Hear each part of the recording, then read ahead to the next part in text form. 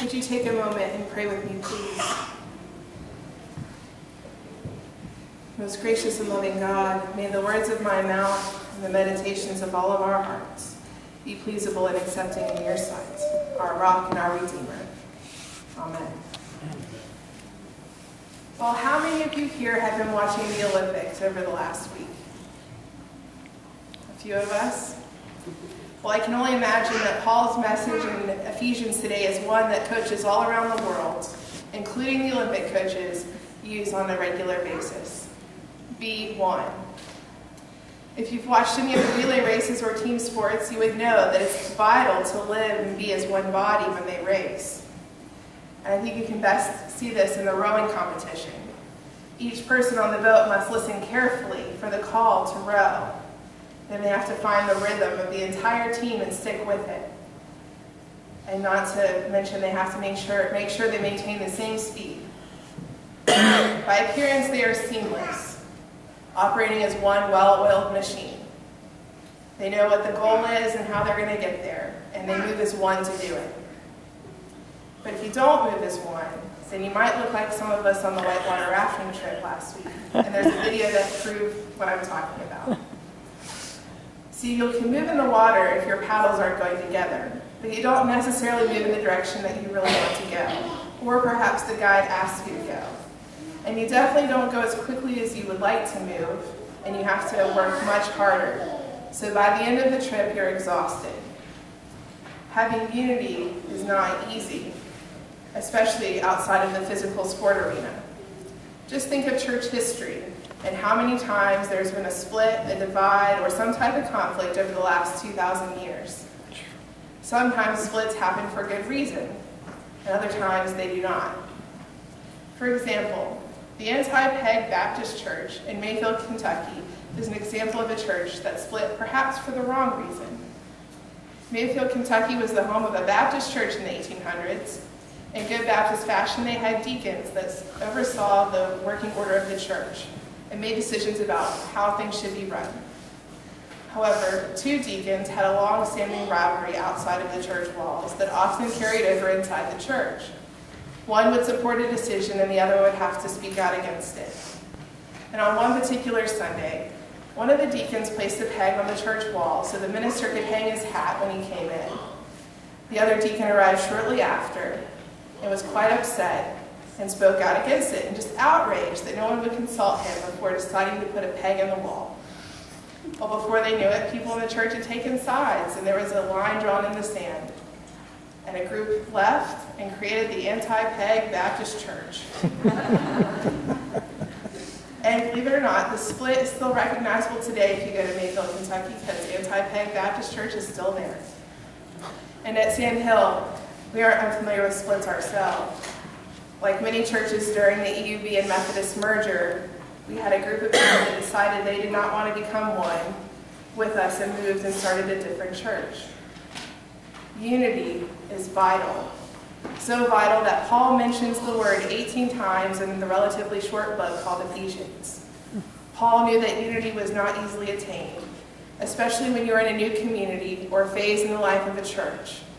There were many decisions at hand in Ephesus that needed to be made that were crucial to the existence of the church. In other words, it was a prime opportunity for division to take place in the community. Paul's letter to the community in Ephesus was a gift that Paul crafted as he prepared to leave the community. He had spent 3 years with them, preparing them like any good coach would. Now was the time for him to give them the final gift, the final speech, the final words of wisdom.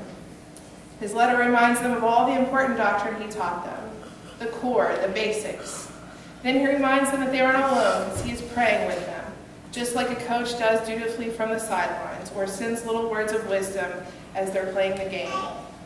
And in finality, he is giving them practical application of how to live out the doctrine, the moves that will best suit the game and utilize the basics, the things that will help them move down the field. The practicality of Paul's gift can be seen in the language he uses surrounding gifts in Ephesians 4.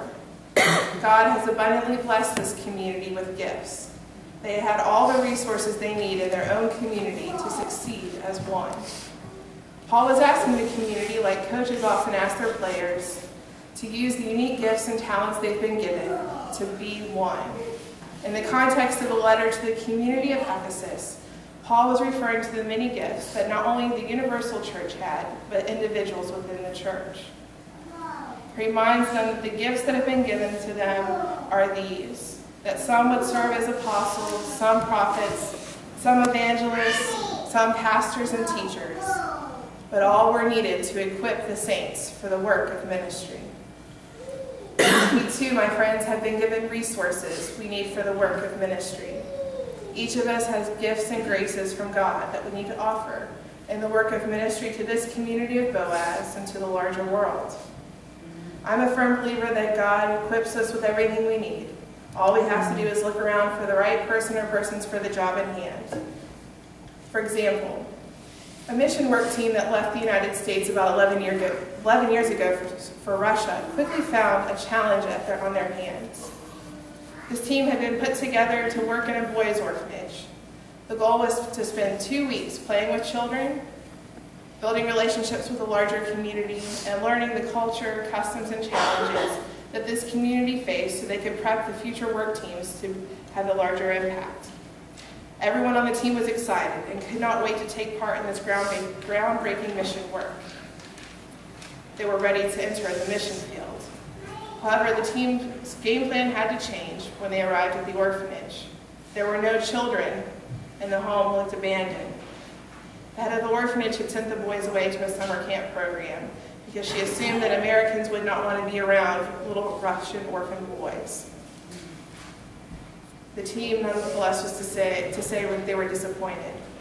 And then the orphanage workers became disappointed at the disappointment of the work team.